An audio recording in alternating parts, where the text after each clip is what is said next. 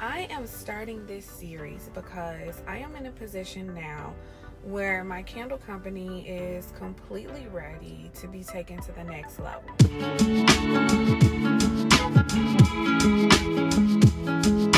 Hello, beautiful people, and welcome back to my channel. I am starting this series because I am in a position now where my candle company is completely ready to be taken to the next level.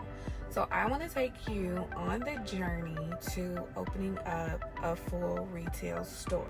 Now, I've already started the process a little bit. A little bit. And what a little bit means is I've been looking for locations, but I'm running into a huge issue.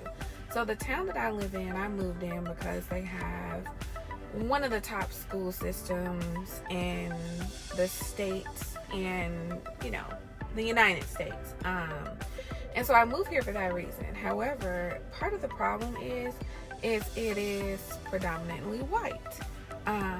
And so what I've noticed in my town is that there aren't a lot of black-owned businesses.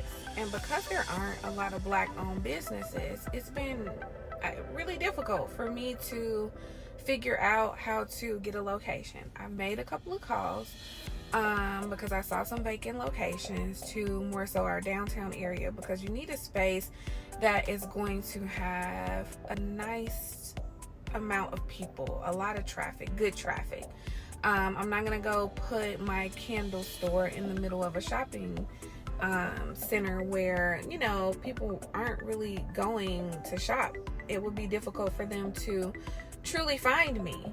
And so I want to have it in a good location, and I'm really willing to pay the rents. There aren't any buildings up for sale or anything like that. I would prefer to buy a building and then just open up my candle shop there rather than renting and having to pay someone else. Always owning is the best bet. But issue that I've been running into is I'll call these people and either they literally will not call me back, or I've spoken to someone and says, well, I know you're a small business, but we're looking for more national brands. And I totally, get that. If it's your space and you want to rent it to a more national brand, then that's on you. But I met a woman. She's a white woman, of course, about 2 weeks ago. And she owns a store about, one city over, literally across the street. You're in this other city. And she said she did a pop-up in their downtown area, and the landlord saw basically how busy it was, and he asked her to rent out the space. And at that point, she was still working in corporate, and she didn't know if she wanted to do it, but then she took the leap. But I'm starting to feel like even if I try to do a pop-up, which they don't exist in our downtown area because of, and I don't want to make this about race, I really don't, but I feel like it's because of race that I'm not getting these opportunities. And I'm certain that in my town there are other African American black entrepreneurs who probably wanted to open up a shop in our downtown area, and there's a reason why this does not exist.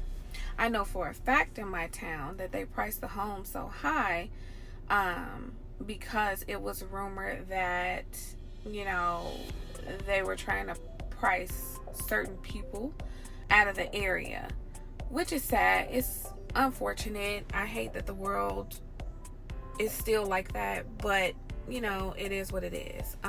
So when I moved here, I knew that it was a predominantly white area. I was okay with that because I just wanted my kids to get the best education as possible. They actually did a study, and they brought some Chicago students out here to attend one of the high schools for a week.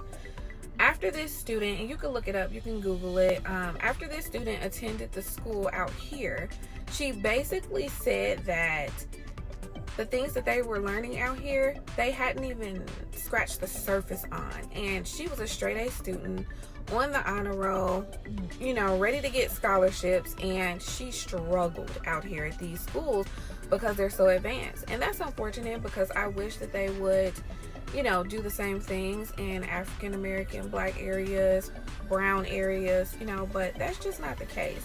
And it's sad. And a lot of people who don't have higher incomes really can't afford, you know, to move to this area.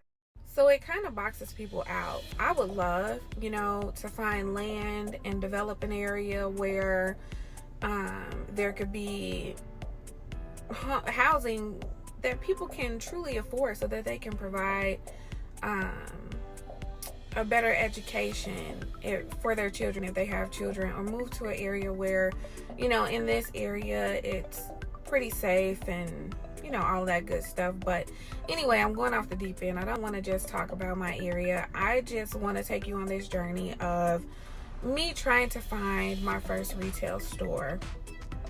It's really important to me that I expand in that way. I think, you know, it's truly my next step, and I just want to take you along on the journey because there's going to be so many learnings that I'm going to have to learn that I can then pass on to you if that is your dream or your goal in the future with your business. So if you want to follow me on this journey, then, you know, if you're not subscribed, go ahead and subscribe to the channel. Hit that notification bell, like this video, share this video. We're gonna get this done. This is my dream. This is my goal. I have manifested it. I have thought about it for years and years. And now it's just really the time. A lot of people are struggling out here in these streets. There's a lot of layoffs going on, and people are trying to find ways to make more money. And so I just feel like if you're in a 9-to-5 job, or you're doing something where you feel like, you know, I just need to do something different to make more money, then take that leap.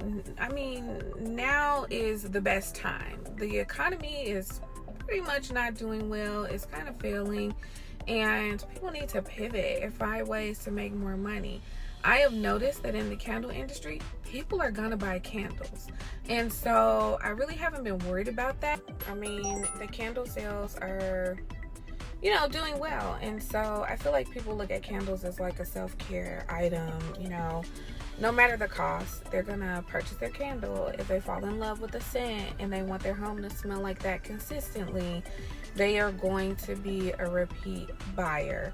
And yeah, it got slow a little bit for a couple of months, but that's okay. You're gonna have your slow months, you're gonna have your fast ones. But now I think I'm at the point where it is just truly time to expand. And my expansion looks like opening up a physical brick and mortar store.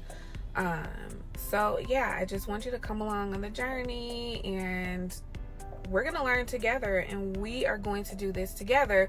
So then when it's your time, you will already know what it's going to take for you to be able to open up a full brick and mortar store. All the steps from beginning to end to opening day.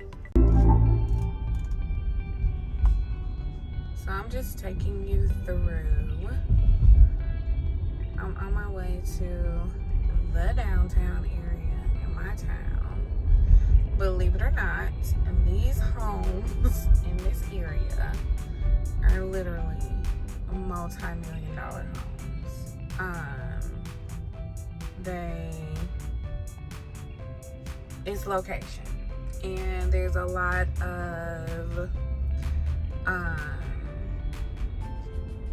just new builds going on, new construction, you know, all of that stuff. It's a really nice town, but again, as I said, it is predominantly white. And I wish it wasn't that way. I wish that, you know, more black and brown people lived here, but they don't.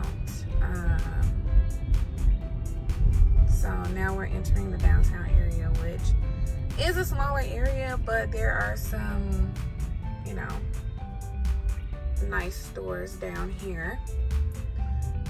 So, you know, you have your Warby Parker, your Sephora, your Apple Store. There are a couple of restaurants. Go ahead and cross, sir.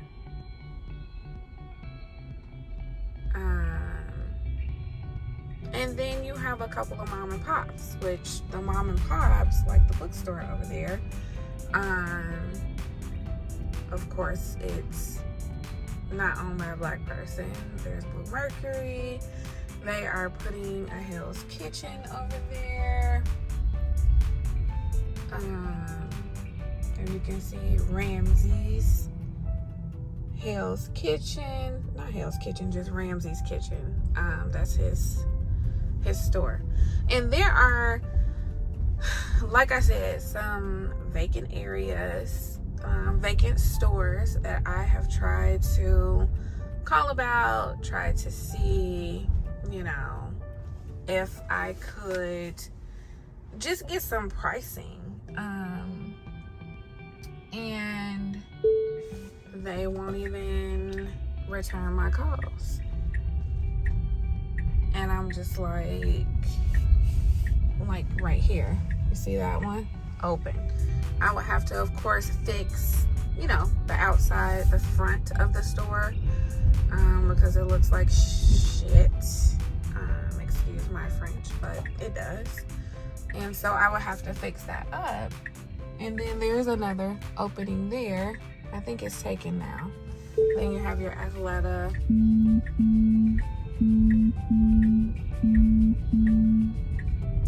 Catch 35. That's a restaurant. Hold on, my brother is calling. I gotta call you back, brother. I'm doing this video. And yeah, there's just a lot of really nice shops. I'm gonna show you another one that I had called about that they did not call me back about or return my calls. The one that I told you about that I had called, and the person was like, oh, we want a more national brand. There's Anthropologie, Pure Barre. It's this one right here. And it looks like it's still up for lease, but they won't return my calls. So I really don't know, you know, what to do or who to go to. I'm gonna try to go to, I guess, the Chamber of Commerce to see if they have anything to do with the rentals down here. And I'm just gonna go, and I'm gonna be loud, I'm gonna be proud, and I'm gonna, you know, ask for what I want and try to get some sort of solution, some sort of answers. You know, there has to be a reason why there are no black-owned businesses down here, and there are black people that live here. It's just predominantly white. Just like, you know, any area, you're not gonna find a 50-50 mix. It's gonna be predominantly this or predominantly that. And so I just want to figure this out and change that. And if I have to be the first black-owned business down in this area, then that is what it'll be. But hopefully, you know, I can create some programs or something so that other black-owned businesses can also, you know, come around and be able to open up their businesses as well, because we deserve those opportunities just as much as the next person. There's another one over there. You can't really see it, but it's across the street. One right there opening. There's an opening over there next to the Five Guys and that cookies place. And I've called about both of those. I've even reached out to commercial realtors, and they send me a listing, and I'll say, oh, I'm interested in this one or that one, and then they just won't get back to me. I don't know if I just don't know, you know, what to do, but I just feel like it's unfortunate. But I'm not gonna give up. I'm not the type of person to give up. I'm not the type of person to stop. I'm gonna keep pushing until I get some answers and a response, and I'm gonna go from there. You know, if you're silent and you do nothing, then there's never going to be any sort of change. Some people don't want to, you know, put themselves out there and try, but I'm gonna try, because this is my dream. This is where we live. This is where we want, you know, to be, until, you know, the kids graduate high school and go off to college. This is, you know, where we're going to be. They're getting an excellent education. I haven't had any issues there. It's just, why are there no black owned businesses in this area? You know, that has to change, and I'm gonna be the one to try to change it. So anyway, I just wanted to give you a little snippet of our little downtown. You see that building over there to the right? I bet you couldn't guess how much those little condos are in that building. Nothing is underneath $1.6 million in that building over there. It is ridiculously high, and it is not a house. It is, you know, just a condo building. One of these days I'll take you through one of the model homes, the open homes that they have here, so you can see, you know, what they look like. But anyway, thank you so much again for watching this and going on this journey with me, and hopefully you'll see me cutting that ribbon soon, within the next 6 months. I want to be cutting that ribbon, opening up our Real Candle Co. and Home, and I want you to be there every step of the way. So enjoy your day, beautiful people. I better start driving and not let any of these police catch me recording this video, because I am not trying to get pulled over. So I'm gonna share all of this with you, and I just hope that, you know, we can get this done. As I said, it's gonna be difficult in this town of predominantly white people, where there are no black owned businesses in our downtown area. But, you know, I'm not giving up. I will fight for it, and I will find a way. So go ahead and subscribe, hit the notification bell, and I'm going to continue on with this series along with making other videos for you guys. So thank you so much, beautiful people, for watching my channel, and I will see you next time. Bye, love.